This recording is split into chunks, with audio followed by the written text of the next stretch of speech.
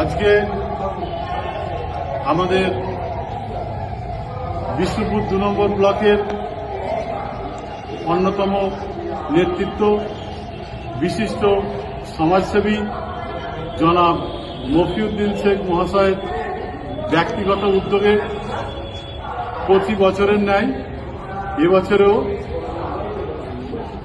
দোয়ার মজলিস এবং দাওয়াতে ইফতারের আয়োজন করা হয়েছে।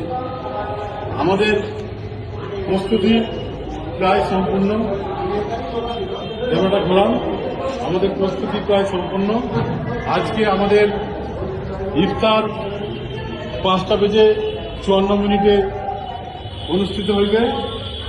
আজকে আমাদের এই মহতী ইফতার মজলিসে উপস্থিত হবেন আমাদের পশ্চিমবঙ্গ সরকারের পরিবহন দপ্তরের রাষ্ট্রমন্ত্রী মাননীয় শ্রী দিলীপ মণ্ডল মহাশয়।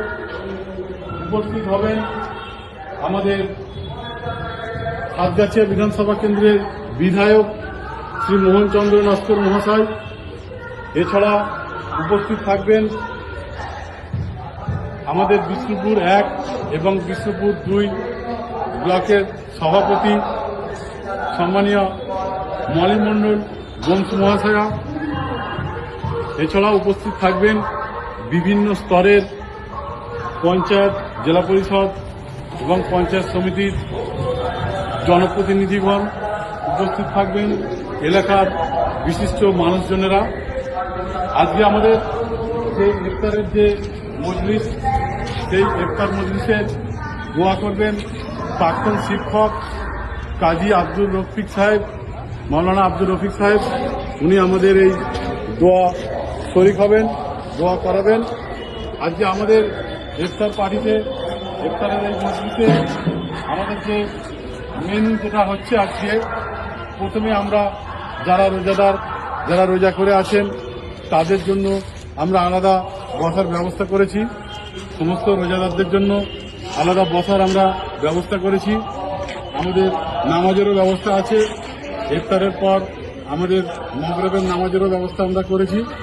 আমাদের এখানে নামাজ বাদ আমাদের দোয়ার মজলিসের পরে আমাদের নামাজ হবে।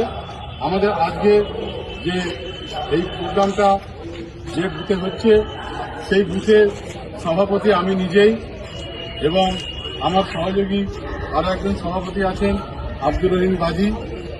আমাদের দুজনের অক্লান্ত পরিশ্রম এবং সর্বোপরি জনাব মফিউদ্দিন শেখের উদ্যোগে এবং প্রাক্তন প্রধান, বর্তমানে উপপ্রধান সম্মানীয় হাবিবা বিবি মহাশয়ের ব্যবস্থাপনায় এই ইফতারের মজলিস শুরু হতে চলেছে।